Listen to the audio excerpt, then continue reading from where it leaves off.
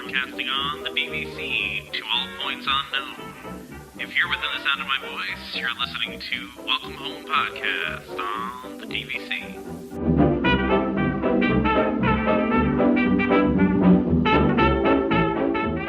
Hello and welcome home. Thank you for joining us on episode 35 of Welcome Home, a Disney Parks and Vacation Club podcast. I'm Tom. I'm here with Trevor and Damon. We also have a special guest today, Damon's wife, Jocelyn. How's it going, Jocelyn? Thanps for joining us. There's a lot of clapping sounds and cheering there. I said I was going to add those last time, and then I didn't. Because, I don't know.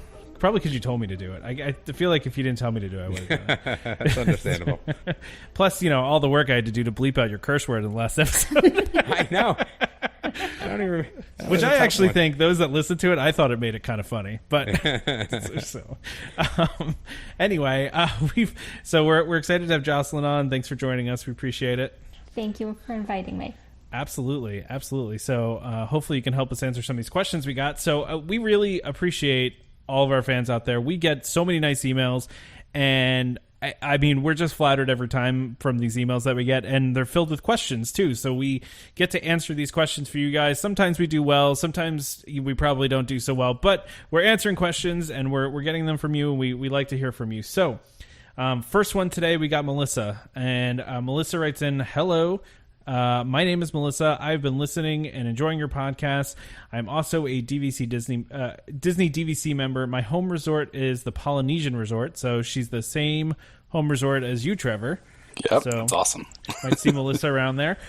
First question. I noticed that on your recent podcast, you guys talked about being at the parks and using extra Fastpasses given by DVC cast member. Just curious if you guys did a tour in order to get those, or if there's a way to get extra Fastpasses as DVC members. I've only heard of the new club level purchase option, which we've talked about on the show before. So if you don't know too much about that, there's probably, 5, 6, 7 episodes ago. But that information's out there for club level. But Melissa goes on to say that she is a travel blogger and a huge Disney fan. Her travel blog, Enthusiast Mel IB, I hope I'm doing that right, .com, showcases my travel experiences, restaurant reviews, and a whole section dedicated to Disney reviews and tips. Thanks in advance. Keep working on your podcast. It is really neat. Best regards. So, go ahead. Sorry. I like neat. I like that word. I don't think we've been described as really neat before, so that's fun. Thanks, Melissa. That's very Little Mermaid, and I appreciate it. So. That's true. So for the last time that we went, we did do a tour.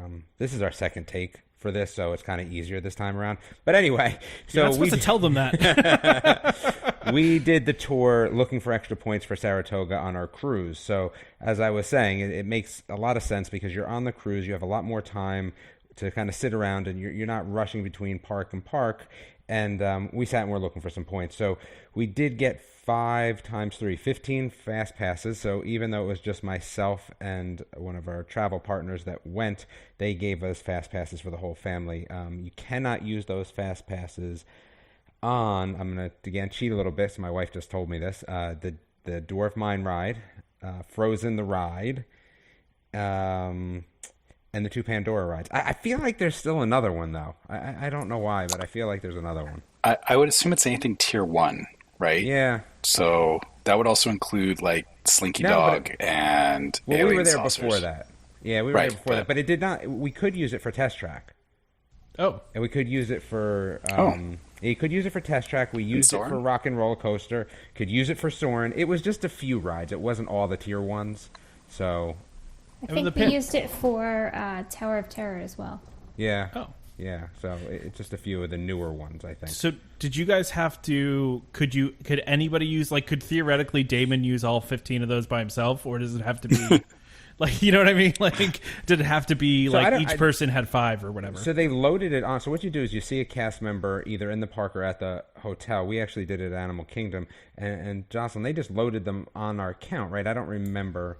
I think they were 1 per each, because I remember when they were talking about it, it was like, we can give you, 5 times 3. It wasn't like I give you 15. It was like, we gave you, 5 for 5 people in our family and then 3 each. I think it was something like that. Yeah, they just automatically loaded 3 each onto all of our accounts. So the thing that they did tell us, though, that you have to be wary of is that if you know, like how sometimes you kind of go and use one of your other fast passes a minute or two early, sometimes they'll let you go through. If you do that with these fast passes, you'll end up losing one because you'll use the one, even if you're a minute early, you use your free ones. Well, they're not really free, but you use your extra ones, and then you'll not use the other one, and then you'll miss out on that, and it turns into a big disaster. So we just had to make sure that we went, me being the person that I am, I want to go 10 minutes after, where I think, my family would have been okay with 2 to 3 minutes after. I was like, no, we're waiting 10 minutes to make sure that we're really good. Well, it's because you don't actually schedule those fast passes. You correct. just show up at a ride and scan it. So it'll take the one if you're in the fast pass window, it'll use that one. But if you're not, then it just uses one of those free ones. Correct. And I believe, Jocelyn, you said, so we were talking about it. We've done this 3 times, I think. Once when we were looking to buy the first time, which we should have bought when we didn't. And then when we actually went to buy, we got them as well. But I think Jocelyn made a good point about if you're staying at Saratoga, it's even better because you don't have to travel there. You're already there anyway. I did actually notice there's a DVC sales center at the Polynesian as well, if you're staying there too. So I'm pretty sure you could do the same thing as Saratoga. Yeah, probably. Yeah. I think they just opened a new one at Hollywood Studios too. I saw something about it because they installed like charging ports for your phone. So you go and charge your phone over there, and then while you're charging your phone, the DVC rep can come and talk to you, which I think is fairly brilliant marketing, right? But do they have the free ice cream like they have at Saratoga? Oh, that is true. That's no. That is true. What if they did free Dole Whips at Polynesian for tours? I was just thinking about that. Yeah, that would be good. That's kind of a brilliant marketing Here's idea. the other question. How many times can you sit through those before they realize that, you're not really buying points? Could we sit through them again? No, we're good. All right. How many fast passes again? All right, thank you very much. That's the only problem with that, I guess, is that, what if you're not buying points? I would bet they have a limit on that of one per trip. Yeah, but what if you just did it every trip? I guess you could, right? Yeah, well, they keep calling us all the time. We get phone calls from DVC, so I would assume, if you're coming in and doing the tour, that still shows you're still interested, and so I can't see why they would.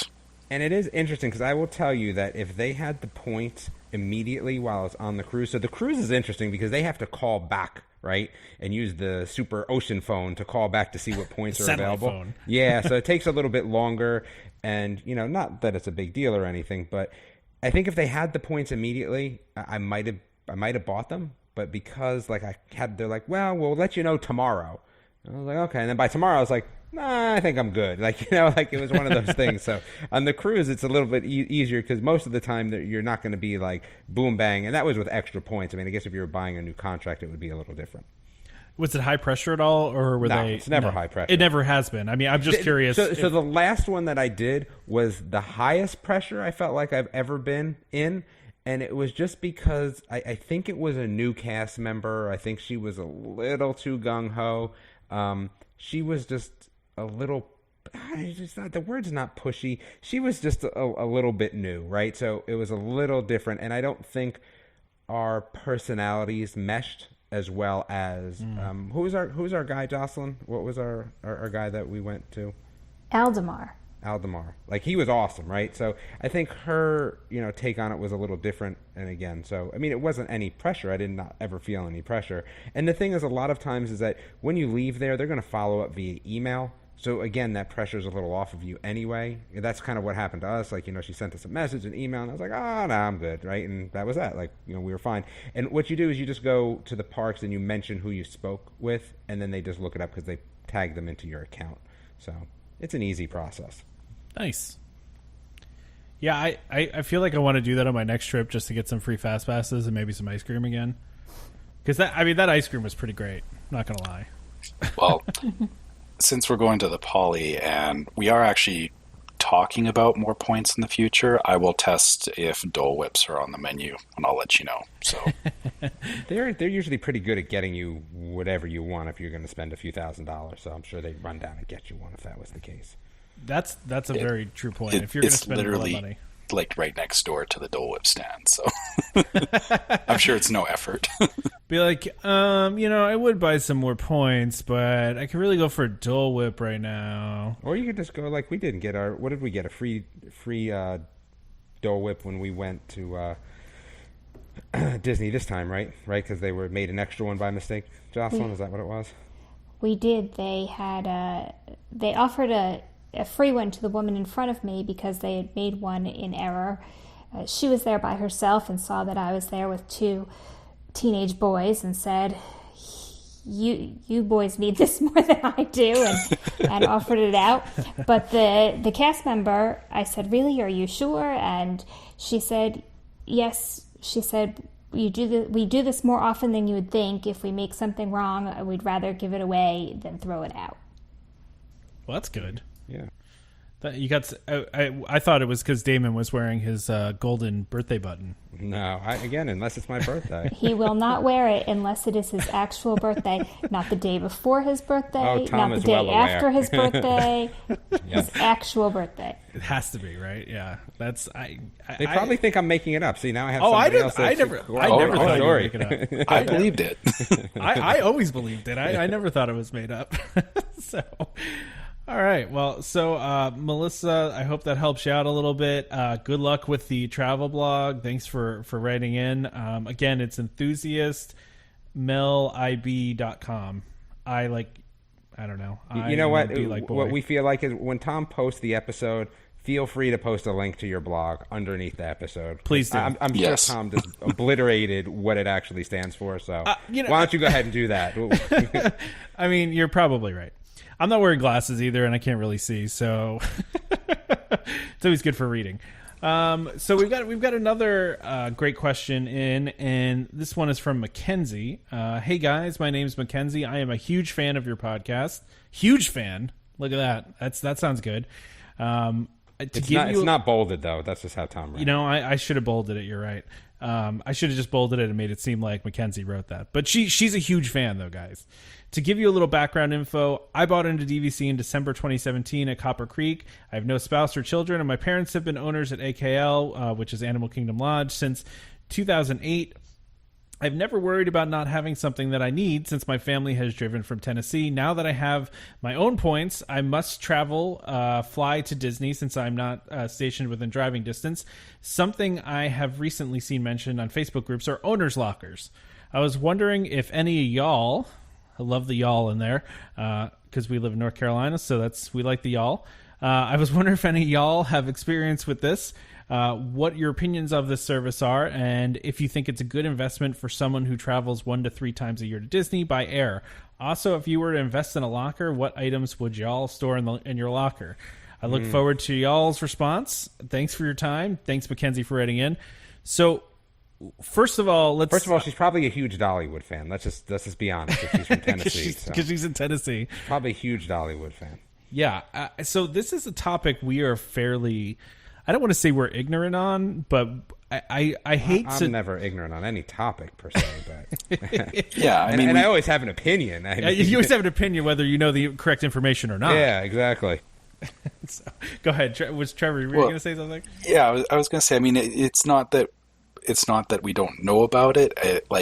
I looked into owner locker for myself because I'm in the similar position to you, Mackenzie, that I have to fly down there. But just because of the fact that we don't travel enough, like it's only really once a year that we're traveling, I couldn't justify the cost of it. If you're talking 1 to 3 times a year.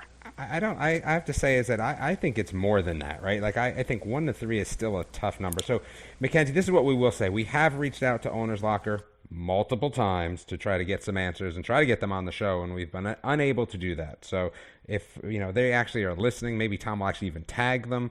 We'd love to have them on the show to talk about it. That being said, I wonder sometimes, 1 to 3, because again, you kind of on that one end, right? You didn't say like 2 to 3 or 3 to 4. It's still pretty light, right? Because what you're talking about buying, the locker is not that large, right? So it's not like you're storing a stroller. Again, if you had kids or you're storing something like that, I think you're storing stuff that you could easily get at Walmart or, is not going to be that expensive. I don't know. The other problem I think I have with it is that, things go out of expiration. Like even if you were to store, let's say, sunscreen, in theory, right? Not that we all do, but you should be replacing that fairly often anyway. I don't know. I mean, that's the way I feel about it. I mean, what would I store there? Toothbrushes? I kind of want a new toothbrush. You know what I mean? Like, I don't think I want to put a toothbrush in there. I mean, I guess if I was worried about a special clothing or, things like that, but I mean, I can't really think about what I'm putting in there. I've heard of people saying, things like that if they have a specific brand of coffee that they care about, they'll put it in there so they always have it available. Yeah, same thing like toiletries. Things that generally don't have an expiry date that you would always use. But you're right. Look at the cost versus what they would cost even at the Disney store, right? Because there's not too much that you really need that you can't get at the Disney store. I mean, yes, it's more expensive than going to Walmart. It's marked up slightly. Yeah, slightly. But I don't think it outweighs the cost of the locker. I think that's good for somebody that's going like a bunch of weekends. 4, 5, 6. You know what I mean? And then I could kind of see it. And also to that point, too, is, for the cost of a locker, you can buy a slightly larger suitcase to store all these things. And then you have, But here's, I guess, the question for us non-flying people. What does it cost, right, Josh? Yeah, you have the extra baggage if you can't carry on your bag, and now you have a $25 baggage fee. Sorry, I forget about that. I don't get baggage fees on my airline, so I guess Canadian it depends, people, Yeah. You have nicer airlines than we do. But even at $25 for an extra bag fee, right? I mean, how many times do you really have to do that? 3 to 4 times is still not getting you to the owner's locker price, right? Speaking of, who's going to Google that and tell me what the price is? I actually think the first 6 months for DVC members is free. I believe. So I think that's a good way to try it out. Because they do have it is kind of like a DVC benefit that they do have available. There's also a membership fee, though. There is, yeah. So there is a fee that comes along with it. $75. So, yes. So $75, and then there's a monthly, I think. This is why we wanted to have them on, because we are not super knowledgeable. So the value plan costs $85 per year, and includes storage. And then each time you go, though, you got to pay a fee to get it out. Each round trip visit costs $27.50. Oh. I don't know if that means that each time you have to pay that. Again, it would have been nice to have them on. But anyway. We're going to try to have them on at some point. So we hope to answer this question more deeply and thoroughly at some point. But we do want to encourage our listeners out there, those of you that have used Owner's Locker. At this point, I think we'll take a listener, because we can't seem to get the company to come on. So if you have this, you can come on and speak to it. That would be great, too. Yeah, or just, shoot us an email, say, hey, I've used Owner's Locker. Here's my thoughts about it. Right on Facebook. I mean, we can crowdsource this answer for our listener, Mackenzie, here, because none of us have used it. Damon and I have talked about this many times on the show. We both drive down. So it's not that it wouldn't necessarily, I mean, if you had a lot of stuff, I guess I could see this being useful even if you drive down. No, it's not. Because if you don't have enough room in the car, right? So, but then I could. No. I don't think so. I mean, you're talking about a box size. Yeah. Yeah, it's a small crate. Go ahead, Jocelyn. Sorry. Yeah, because if you're driving down, you have a car, you can go to Walmart. That's true, too. That's also true, too. Yeah, that's also true, I mean, I'm looking at what they have listed on, like, what people put in there, right? Alcohol, okay. I guess I could kind of see that. A rice cooker, okay. I mean, I guess maybe if you're DVC and you're cooking a lot of stuff, like Band-Aids, again, I don't really care about Band-Aids so much. I mean, they have scuba gear, but, I mean, where are you going? Like, they have a snorkeling mask, excuse me, not scuba gear. That's for if you want to swim over to the old, you want to swim to River Country or to Discovery, what is it, Discovery Island? Yes. A curling iron.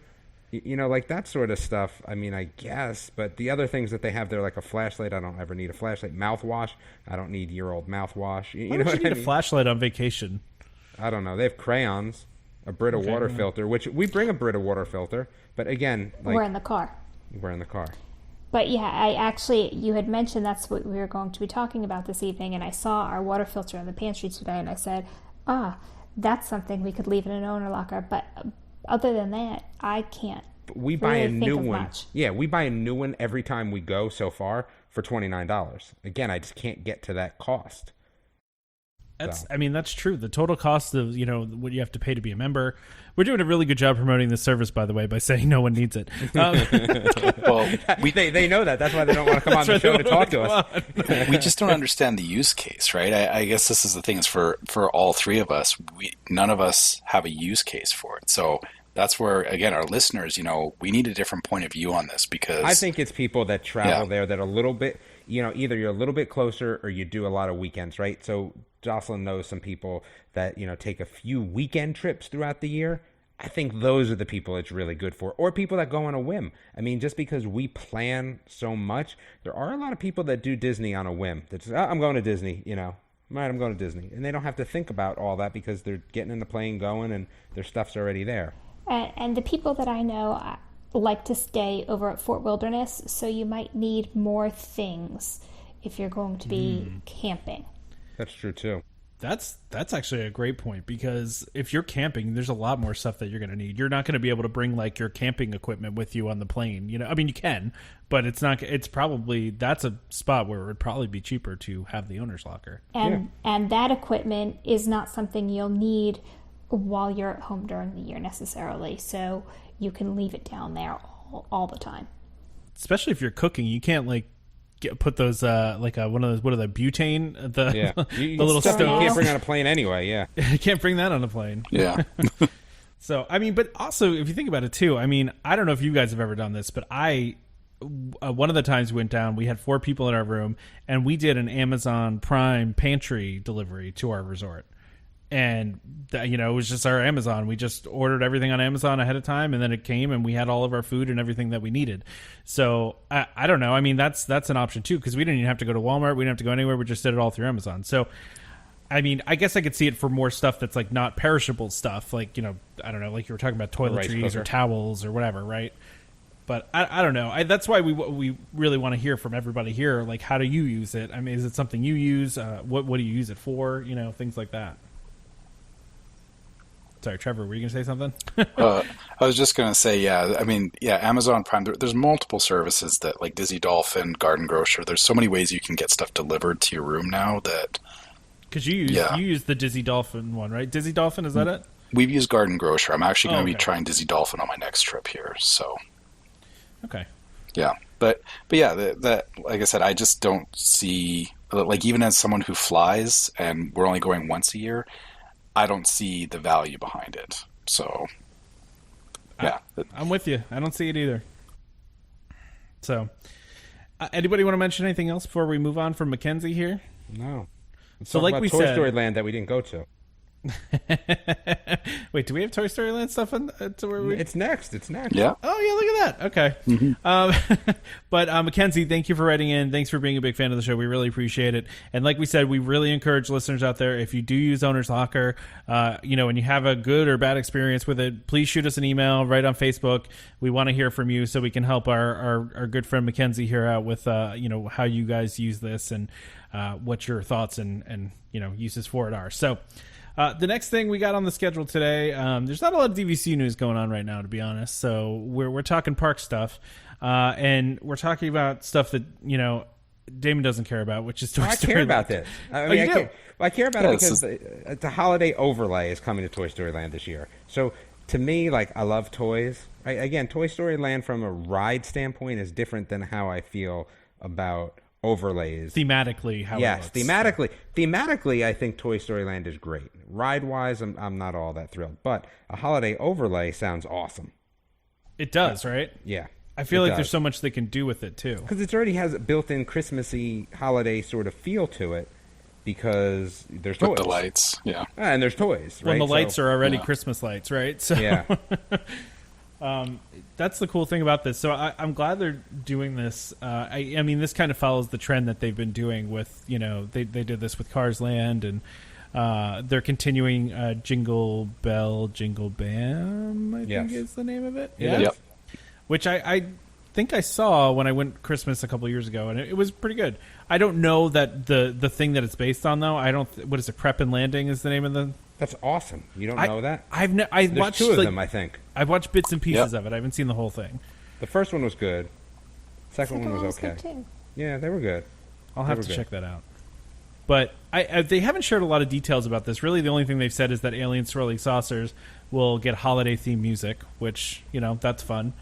But, I feel like there's a lot of cool things that can come along with this. Yeah. Have you guys seen some of the articles about Toy Story Land and some of the early kind of issues with that? I didn't put that on here, but... And I hate about the fencing and stuff like that? The fences being broken and the toilets all being, in the men's room, all being put at child's height. No. Which is kind of funny. I mean... It's at toy height. Ah, there you go. Ah, there it is. Yeah. See? Zingers. I love it. Yeah, but those poor, 6'5" tall guys don't appreciate that. Pee down. I mean, you're peeing down anyway. There's places where you pee on the floor. I mean, does it really matter how tall they are? Apparently, it's an issue for some folks. So apparently, this has resulted in often a lot Tell of them to bring the Cheerios, and then they have something to aim at. Exactly. Apparently, this has resulted in frequent cleanings of the men's room, so more frequent than they usually do. So, and then there's also been a lot of talk about the fact that there's no shade, which I was thinking to myself, how much shade is there really at a lot of the lands at Disney World? Dude, they're hot. Yeah, they're all hot. That's what I'm saying. Hollywood Studios is, I think, the worst one. Oh, when you're in the middle of Hollywood Studios, you're roasting.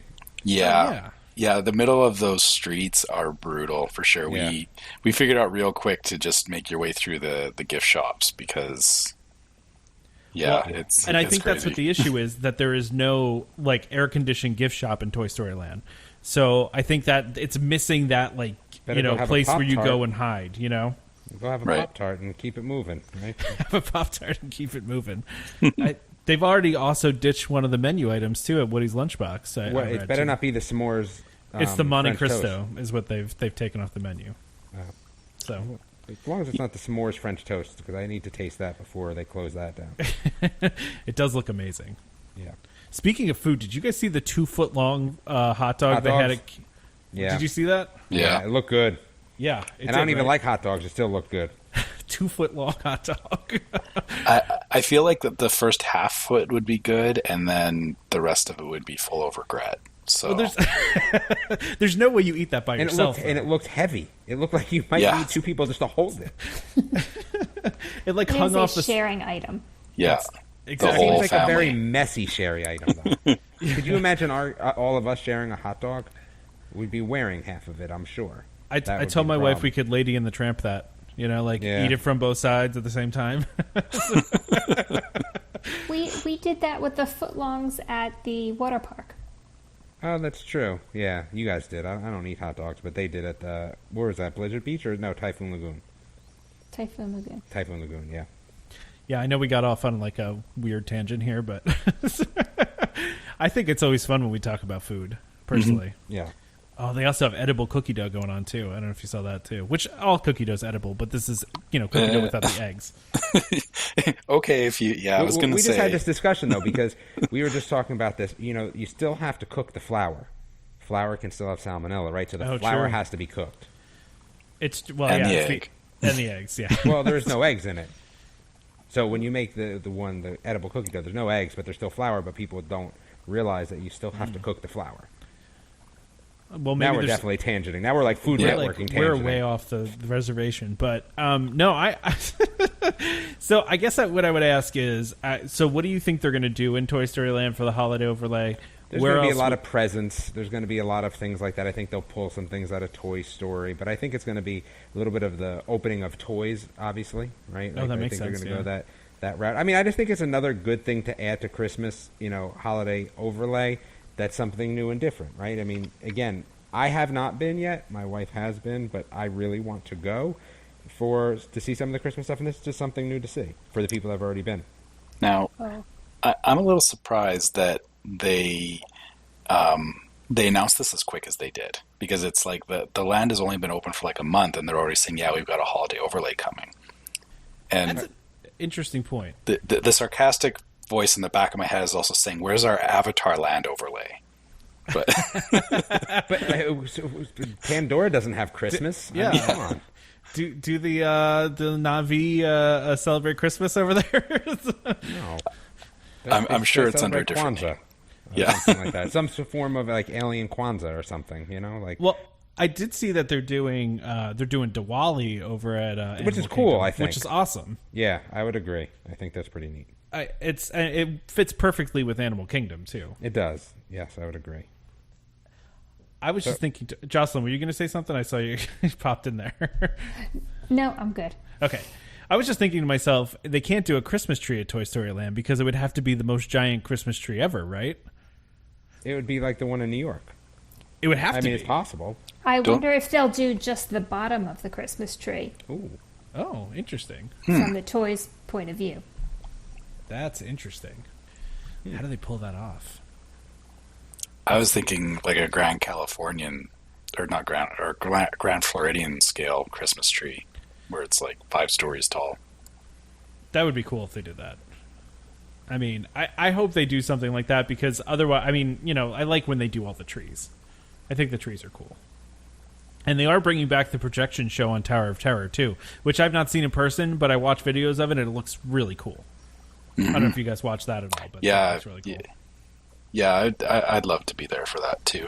So, yeah, right. I mean, all in all, I can't knock them, for doing holiday overlays. Yeah. Exactly. Yeah, I mean, it's funny what you said, though. I am someone that stalks wait times occasionally. Like, I'll just pop up the app, like, if I'm bored and, like, need a weird pick-me-up for the day, and I'll be like, oh, look, I'll say to my wife, I'll be like, oh, man, there's, like, only a 60-minute wait on Flight of Passage. Can you believe that? That kind of stuff. Just, I know I'm not the only one that does that, but I've noticed that the rides at Toy Story Land have gone way down since opening. Like, Slinky Dog has been, like, an hour, and Alien Swirling Saucers I've seen at, like, 30 minutes at times. So because Alien Swirling Saucers is not a real ride. It's stupid. So who wants to actually... I mean, we want to spend more time on it than 30 minutes? I mean... I've heard it's a lot more fun than it looks. Like, it's a little more intense than it looks. That's what I've heard. Stop. It's like the teacups, and there's never any line for that one either. That's true. Well, it's the same ride as Mater's Junkyard Jamboree, which I've been on, and yeah, it's different than the teacups. It's got a different feel to it. Yeah, but it's still that same sort of like the spinning ride type of thing. Non-awesome experience. It's a kid's ride. It's for sure a kid's ride. So non-awesome experience. Yeah. All right. We have to go through this one quick because nobody cares about this besides you and Trevor. No, Oh this isn't even about this is more about I'm interested in what's going in its place. Right? So Bugs Land is closing at Disney's California Adventure on September 4th. It is closing to make way for a Marvel superhero themed land that we've heard almost nothing about besides it being announced. I think this is really cool. My question is, if it's opening in 2020, which 2018 is almost done, we're talking about a year and a half, how good is that really going to be? You know what I mean? Like, that just sounds like they're going to rush it to me, and it's going to be like... Well, if there's no rides, it's easy for them to do, especially if they're closing something down and they have full access to retheme it. I think that's more than enough time. Well, I'm assuming there's going to be rides. yeah. So I guess rides in Bugs Land or no? There's 3 actually. What's in there? So there's Flix Flyers, the Easily Tuck and- rethemed.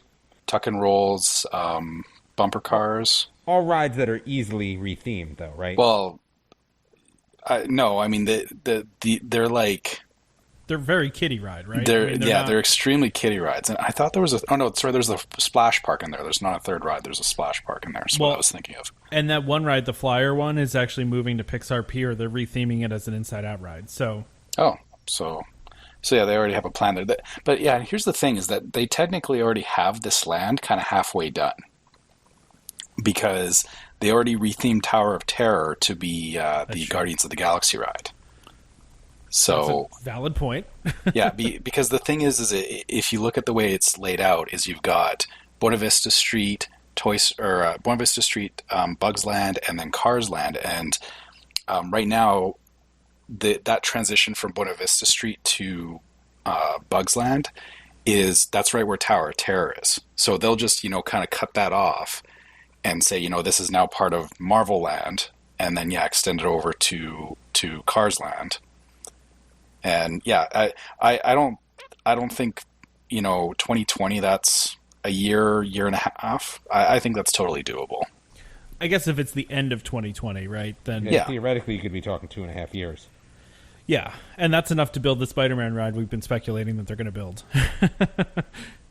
Yeah, if they replace the 2 rides there with just one larger ride, again, there's less, well, I shouldn't say less work, but less theming and stuff they have to do in that space. So you can always leave a section of it for a later build and just open it with the 1 or 2 rides and then leave room to expand further.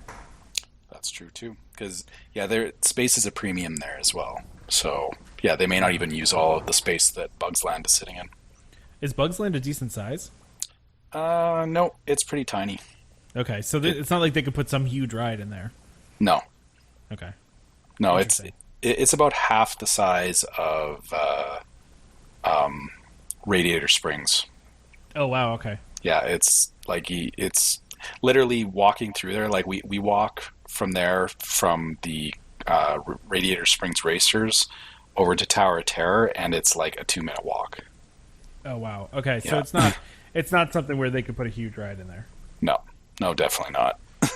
All right. Well, I thought it was interesting because I'm excited to see more Marvel in the parks, and maybe someday we'll get Marvel in Disney World. Probably never, but who knows? If the contract with Sony ever goes away. Well, the Universal thing Universal, too. Yeah. Well, and I didn't put it on the list to talk about today, but Comcast dropped their bid for Fox, and so Disney will be clearing the way basically to buy Fox, and now Disney's going to own a whole lot more stuff, including what they're going to have X-Men back and all sorts of other cool things. So, not that has any bearing on the parks at all, because Universal owns all that stuff anyway. So, at least for Disney World. So, anyway, this is my favorite story I think I've seen in a while. Did you guys see this? Because I love this story. Yeah. I don't remember these buses, though. I vaguely remember them. They still have these buses in Disneyland. So, yeah. Okay. Anyway, so the story is... somebody read the story. All right, so kids steal an old bus and ram it into a tree. That's the headline. But the awesome antique Epcot World double-decker bus is valued at $450,000, so not so smart. No, definitely not. Apparently, though, that's a misleading title. I shouldn't have said it that way. They didn't steal the bus. They didn't steal it, yeah. My understanding is that they got into it and they somehow got it out of the park. Parking brake, yeah. Yeah, and it rolled like 80 meters and hit a tree. But thankfully, the way it hit the tree, it didn't really take a lot of structural damage. So, yeah, Go ahead, sorry, Trevor. I was going to say that could have been a very costly mistake, but it sounds like they got off pretty okay on it. Was this bus? It drove around the World Showcase? Like, someone explain to me what this bus did and when it was out of commission. Like, how was this in Epcot? I just don't remember this bus at all. Was it driving people around? I think it transported guests. From where to where? Maybe from the front of the park to World Showcase. And when did Epcot open? Oh gosh, I should probably know that. 82. Okay. And the bus was retired in the 2000s. I feel like I would have seen it. Like, I just don't know. Oh, there's some YouTube videos actually showing these buses, too. I'm sure there is, but again, I feel like I never saw it. I don't really remember it. I honestly don't. And it stopped in, like, I think the early 2000s, I think I read. Yeah. And we were at Epcot twice in the late 90s, and I was there once in the early 80s and don't remember it at all. Yeah. Weird. It was that. Yeah. I mean, I just find. I would love it, but could you imagine a bus going around World Showcase? I mean, that would be awesome. Like, who wants to walk around World Showcase? No one. Oh man, I got to go from Mexico to France. All right, get on the bus. We're going. Yeah, but where would it stop though? Right? Like, because everywhere, you just have to jump and roll. It just slows down to 5 miles per hour, and you just jump and roll. Yeah, if it's stopping at every pavilion, I mean, it would take you like an hour and a half to get around. Yeah, Well, but back then there was not all those pavilions, right? That's the first thing. So True. there probably was more space in between, which is probably why. There's probably a lot of dead space that you're like, well, what am I walking by here? I might as well get on the bus. I feel like it would be a really bad idea now with some of the people that are trying to drink around the world. Actually, it'd probably be great for them. If it was a trolley or something, it would be kind of neat. Trolley. Oh man, I've always wanted to ride on one of those on Main Street in Magic Kingdom, and just have never gotten to do that. I don't know how you do that. Do you just walk up to those and go in them? I mean, Yeah, they stop at they stop by the train station and they stop by the hub. I don't know why. I feel like we rode those, didn't we? Yeah. Jocelyn, didn't we ride those once? I feel like we did. I don't remember. I don't know. A lot of things I feel like I did, I've been told now that I did not do. So. Like the Yeti? Yeah, exactly. A lot of things I feel like I did and I did not do. So. Oh well, that was a good preview for the next topic of conversation. Exactly. Yeah, But let's I segue. did want to I think this story is kind of funny. I mean, it's sad that something got damaged, but luckily the damage wasn't bad. But I was just thinking to myself, I wonder if these kids knew what they were doing, like if they knew the history behind this thing, or if they just jumped in a car and started playing around, and that's what happened. Yeah, I'm sure it was more of that. Yeah. So it's not our next topic, but it's there. So We could go there first. Yeah. yeah. So we're going to go into rumors. We got a lot of rumors actually this time, and I think these are going to be good conversations. So a while ago, Joe Rohde, if you know who Joe Rohde is, he's one of the lead I almost said engineers, my gosh, Imagineers. And he's, one of the guys that was responsible for Animal Kingdom as a whole. He's, the kind of the face of Animal Kingdom in a lot of ways. And he's been saying for years that they are going to fix the broken Yeti that's in Everest, right? So But those it's really not have, the Yeti that's broken, right? It's the column underneath the Yeti. That's technical. yeah. Basically, they built a Yeti that, and I remember watching like the travel, like there was like a Travel Channel would always have specials about Disney, like behind the scenes Disney, and they would always talk about this Yeti, and they'd be like, it's the most powerful, animatronic we've ever built, and apparently it was so powerful that it ripped itself out of its like structure. And the only way that they could fix it was basically to shut the whole ride down. And because basically that's been the lead ride at Animal Kingdom for a long time, right? Yeah. Since it opened, pretty much, Disney never felt comfortable shutting it down for a long refurbishment. But now that we have Pandora, it looks like there's some strong rumors that they're going to shut this thing down for 6 months and fix the Yeti. There's going to be a lot of crying. I mean, I don't know how you shut that ride down for 6 months. I just don't. I mean, but is it worth the result? I mean, Yes. Absolutely. Yeah, it is, because we've ridden it a bunch of times. You tell me to that kid that's going for the first time, or for the family that goes once every 4 years, it's not going to be worth it. Let's be honest. Sure. I Well, can see that. I look at it from the standpoint of I did actually see the Yeti when it was running, because we went there like the same year it opened. Yeah, I did too, until I was told I didn't. So Oh. I must have dreamed it. I must have dreamed the Yeti. Well, I do remember it, and it was really darn impressive. And yeah, I mean, sorry for 6 months of having it down. I mean, there's so many other rides that get closed down all the time. So if It's someone like- told you could only go to Disney once in the next 6 years, Mhm. would you feel bad if it was shut down then? Nope, because I've been in that position before when I was growing up, that we went when rides were closed and we knew we wouldn't be back for 5 years at a time. And I mean, it didn't ruin my trip when I didn't get to go ride the Matterhorn in Disneyland. So Trevor's a better kid than we possibly were, I guess. I would have been mad. well, but if you don't know, like what you don't know, you don't miss, right? So That's I true. guess. Like, I'm not missing anything because that's not a ride that I go on. So Yeah, Tom goes on. He goes on no rides. there's only like 3 rides at all of Disney that I don't go on. There's like 3 3 total rides? Yeah, 3. You go on they Test all Track end in then. Mountain. Yeah, I go on Test Track. All right, so you just don't go on Space Mountain. Wait, you Tower go on of Splash Terror, Mountain, Tower of Terror, Everest. Rock and Roller Coaster, Rock and Roll. Rock- So 4. yeah. Okay, You there's like 4. sound like my 8-year-old daughter. I feel like I need to arrange a trip with you, Tom, and I need to drag you around by the wrist. That'll give me like flashbacks to childhood. We're going. You're going to enjoy it. Well, actually, Damon has made a deal with our 8-year-old daughter. who is not as adventurous as our older boys, and she has to try one new ride every time we go. Yeah. And this past time was Rock and Roller Coaster, Yeah, which so I was she telling them loved. about yeah, she was crying the whole way there, and then all of a sudden she loved it. You see, that's fair. That might be Tom. That might be Tom. He might get on it and love it.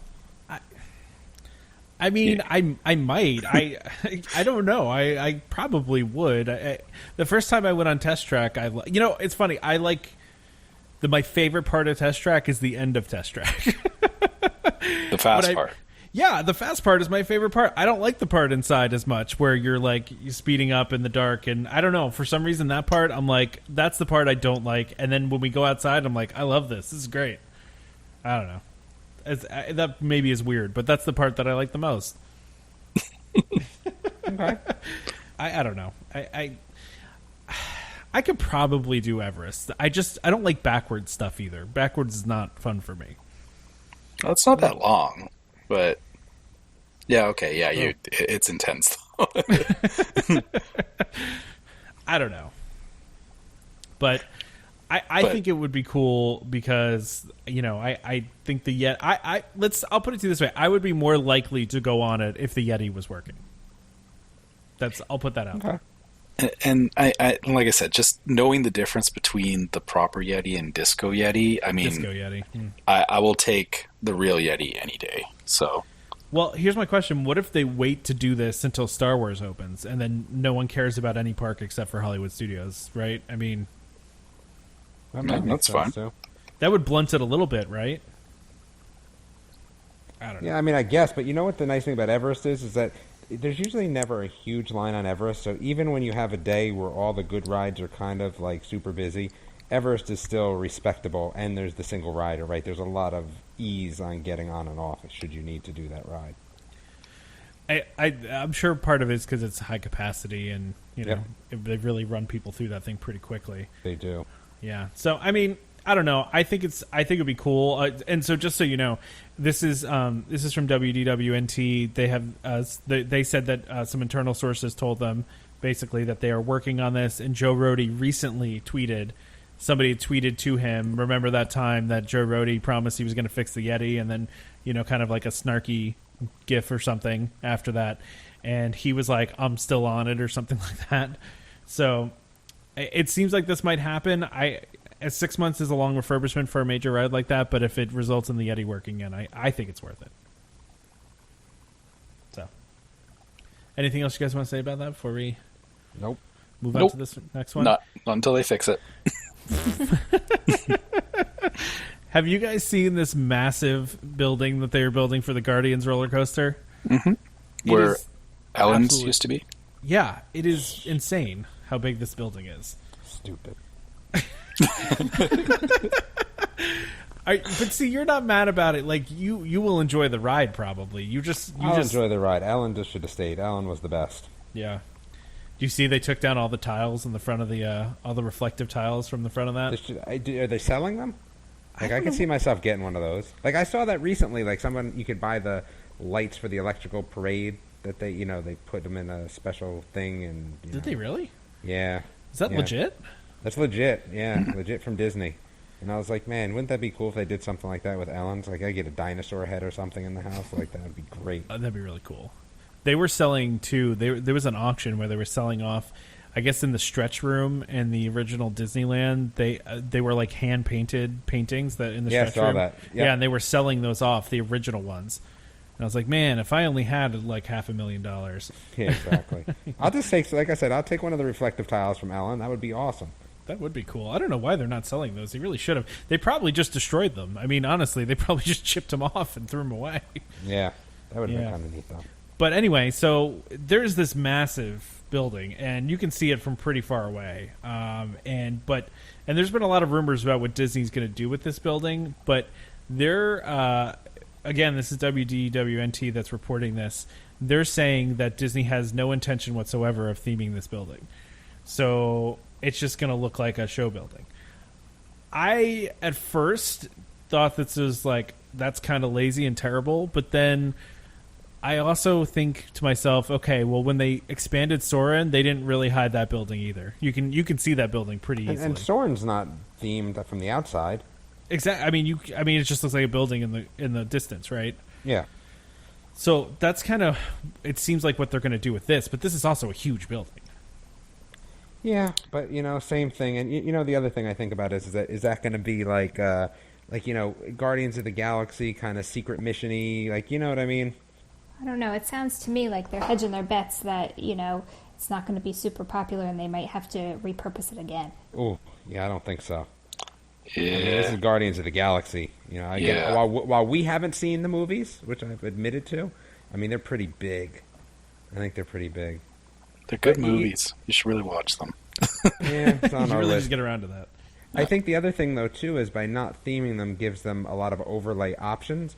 Or, maybe they're just not getting themed from the get-go because of the new movie, whatever new movie they decide to put out. Like, you just don't know. I mean, that's true.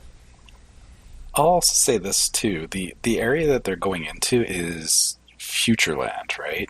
Or is that what it's called? Future World. Future World, yeah. Yeah.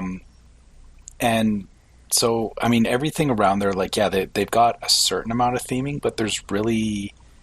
Yeah, I don't see any reason why they have to do any, like, really elaborate theming with it, because nothing else around there is themed beyond, just being buildings. Well, so, like, they don't have to do what they did at Tower of Terror in Disneyland, where they make even Test Track's not really themed, is it? No, that's the signs. thing. Like, Epcot's not really, like, a themed place, right? It's got its different lands, but it's... I don't know. I feel like a building is not out of place there. No, not at all. Yeah, I mean, especially since it was actually supposed to be a city. Epcot was never supposed to be a theme park. It was actually supposed to be a functioning city. But, and then they made it into a theme park because that's what they need to do. But, yeah, I don't know. This doesn't bother me, but I think it will bother some people. I mean, as much as it bothers people that they're putting, intellectual property stuff into Epcot. Yeah, I think the only thing to me was with the concept art, they made it look like it was going to look like a building on Xandar, which is one of the planets in Guardians of the Galaxy. But really, it's just another building. Like, there's nothing. Yeah, even like Xandar, like in the show, is not like, they have some futuristic things to it, but it's still just a city. So why could they not just have it as a building? Well, the front building is staying pretty much the same, right? Like, it's looking pretty similar to how Universe Energy looked, right? From the pictures they've shown. It's really just the show building in the back, right? Yeah, which, yeah, like I said, there's nothing there that says to me, like, they have to make this super immersive or hide something. There's nothing there to hide, really. Yeah. Well, it's a huge building. Yeah. I'll be interested to see how bad it really looks, if it really sticks out like a sore thumb, because all the beams they're showing now it just looks gigantic. It looks like it's going to stick out, but I don't know. I mean, Disney's good at these things. I would assume that they know what they're doing. So, well, anything else you guys want to say about this before we move on to this last thing, which I think is awesome and hope it happens? Oh my goodness. Yeah. No. Yeah, I think we're done talking about Guardians for now, because this one is huge if true. If true. Yeah. Yeah. So there is a rumor out there that Wreck-It Ralph is going to be making its way into half of the Void. And for those of you that don't know what the Void is, that is the Star Wars VR experience that Trevor and Damon both did and raved about. So taking up half the capacity of that, the other side is going to be a Wreck-It Ralph VR experience, which just sounds like so much fun, right? I don't even know what that's going to look like, but what do you guys think about that? Well, knowing what I know about the Void, this is like a perfect fit. I'm sure they'll take cues from the new movie. If this is the way they're going with it, it won't be based on the original movie. It'll be, Ralph breaks the internet. So there's so much stuff they can do with this. Whatever they get from the movie, I can just see it all being, just as fun as Star Wars Secrets of the Empire, where, you're going through things on the internet and you're interacting with Ralph and Vanellope and all that. And I think I said to my wife is, I really hope at some point that they let you do the bunny gets the pancake mini game from the preview. From the trailer. Yeah. that would just be the most hilarious thing ever. But I would love if it was all mini games. Like, the mini game they play in the first movie when they're building the actual car. Yeah. Like that would be fun to play, right? I mean, that'd be cool to do live. I don't know. And I wonder if you can pick who you can be, like if you can be Wreck-It Ralph or you can be, I don't know, Vanellope, or I don't know who else you could be. I want to be King Candy personally. I don't know. Why do I hear lightsaber? Did I just hear a lightsaber? What that just was happened? My son's lightsaber just hit the floor. Sorry. He was sitting next to me. I feel like a lightsaber was really appropriate for that. Now I don't have to put sound effects in later, right? There we go. Yeah. So here's the only problem with this. I think the Star Wars one was so good because it was creating a more realistic VR, and you had some sort of realism to what was going on.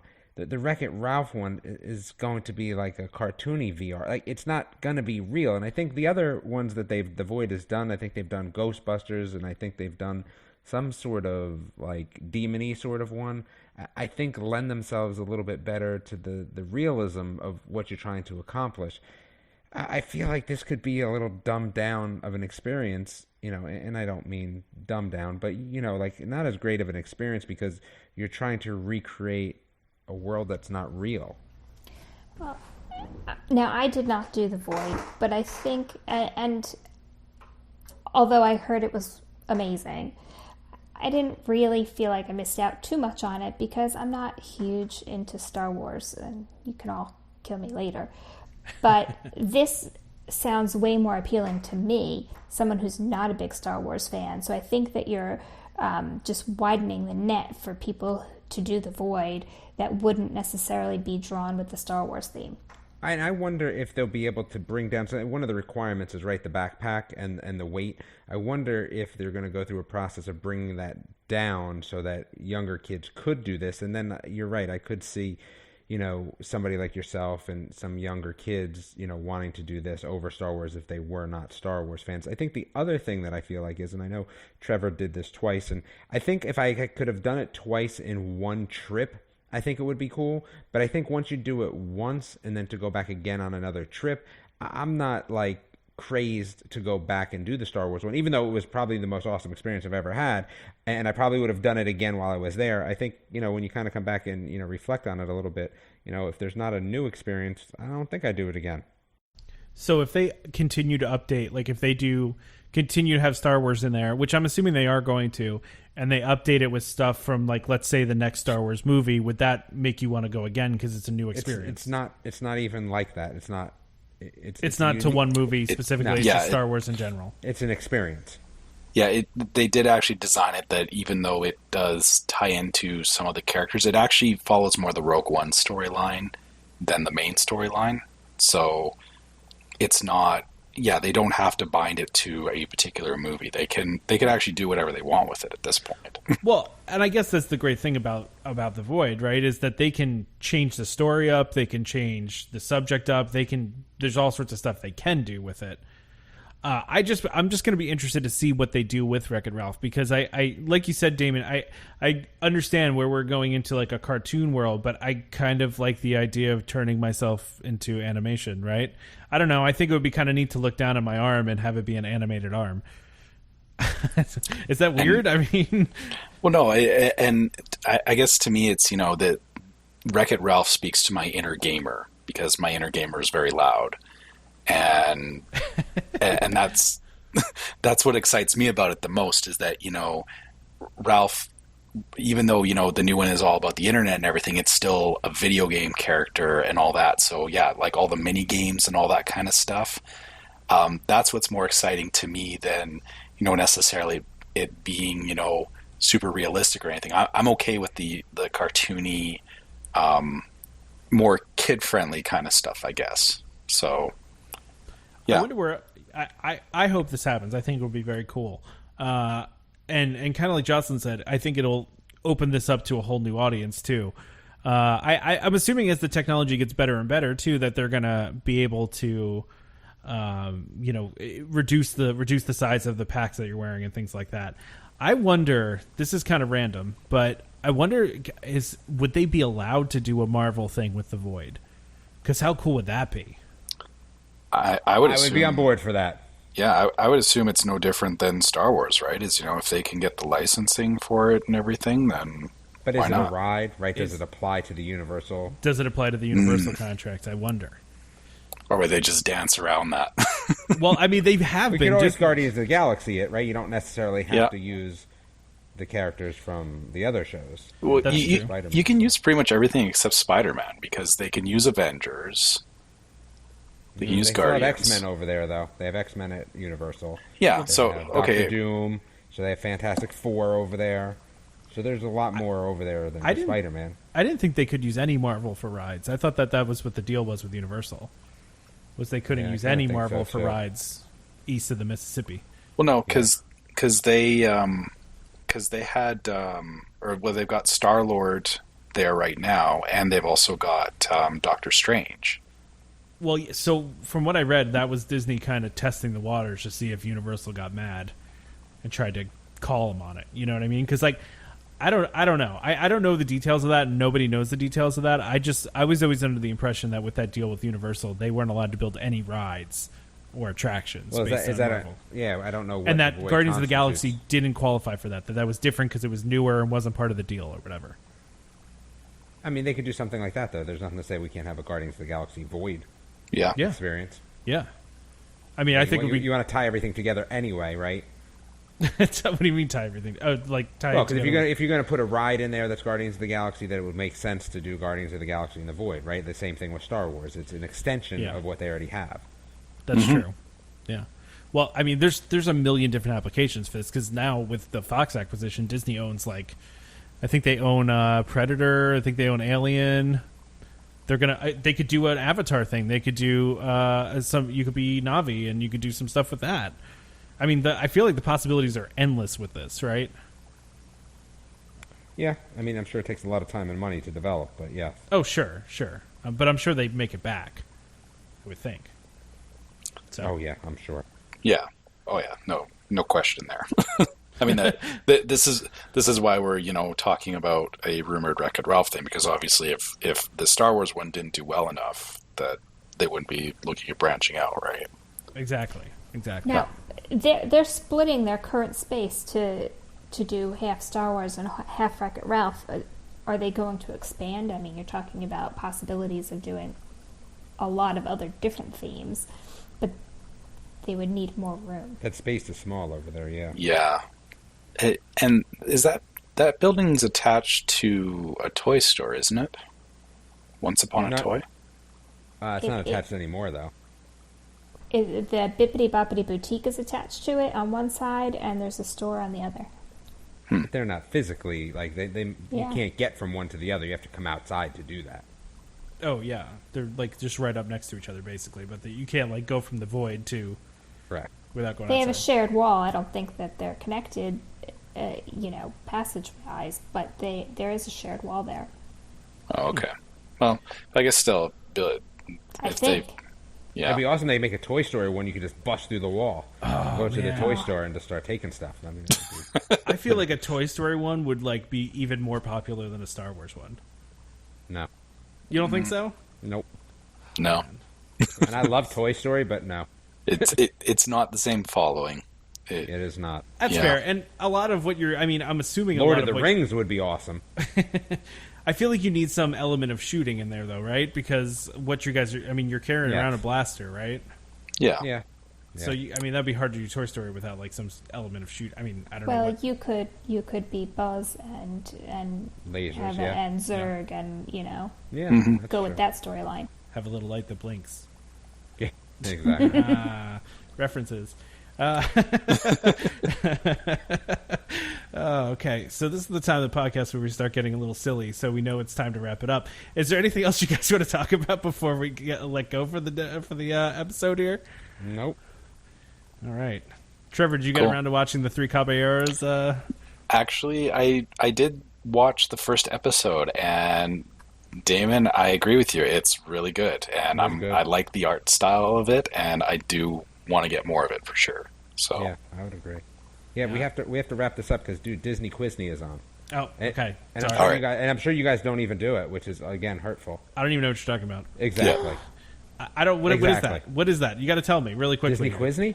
Yeah. What is that? So they do it for 10 days, and what it is, it's you log into the Disney Now app, and it's questions about Disney stuff, and you can win prizes and stuff. But it's on television and on your phone at the same time. Yeah. And you're missing out. It's at 9:00 though, so you could download the app and do it. We could. Yeah. Okay. Well. Oh, that sounds like the Jackbox kind of party game thing. If you've ever played that. Oh yeah. I remember that. It's pretty cool though. So yeah, they're doing it for 10 days, and I think 10 people win a $100 gift card. And again, I was schooled by the rest of the family. I mean, it's tough. Some of the stuff is tough. Feelings got hurt. Yeah, feelings got hurt. Some of the stuff is tough. He was mad he didn't listen to me. Yes, it was. So what was that question again? So the question was, it was about Aladdin, and it was what animal was Abu when Prince Ali made his big entrance. And dude, I immediately went to monkey because I saw. See, here's the thing though: it's as quick as you can answer it means you get a lot more points. So even though that time I only answered 2 out of 5 questions, I was still very close to my wife and our daughter because they were taking their time. So yes, I did make a mistake there and answer that incorrectly. So it's a game where you kind of have to be quick, but some of them are tough. Some of them were tough. He saw Abu animal and went immediately Boom, monkey. Immediately monkey. He did not read the question. Yeah, that sounds like me. Yeah, but it is fun though. It's a fun thing. They're only doing it for 10 days, so. I'm guessing us Canadian folk aren't eligible for it either. No, definitely not. Of course not. Why would we be? Exactly. Oh, terrible. I've been going on. I've gone on the Disney the Parks app that we talked about last week, and the only thing you can do when you're not in the parks is play trivia. But they ask like crazy questions, and this isn't even a question, but it's an example of one that's what it's like. It's like, how many gallons of water are there in Splash Mountain? It's like, I don't know. Oh, one of the questions again, like they're hard like that. So one of the questions was like, what was the name? So again, you guys probably don't watch these shows, but Jesse, right? So Bertram, who's their butler, like what high school did he go to? And it was like, they talked about it once in the 300 episodes. It's like, wow, like there's no way, right? I've watched that show, and yeah, I have no idea. I love Jesse. Yeah. I have no idea what you guys are talking about. Never heard of it. Tom's not as Disney as he thinks. He has this very like niche Disneyness, right? Well, where once his daughter gets a bit older, he'll Disney Junior and then into Disney Channel and all that. It'll come. Yeah, you guys have kids. I have a very young child. But I was watching those things before I had kids. So me too. Doesn't count. Yeah, exactly. I mean, I could probably. Okay, yeah. I'll try to get into it. So anyway, let's go ahead and wrap up if we got nothing else to talk about here. All right. Okay, I guess it's my turn this week. So, again, as we said earlier in the episode, if you guys got questions, comments, you want to tell us more information about some of the stuff we talked about, our email address is welcomehomepodcast@gmail.com. We love hearing from you guys. Keep those emails coming because they're fun. We love interacting with you guys that way.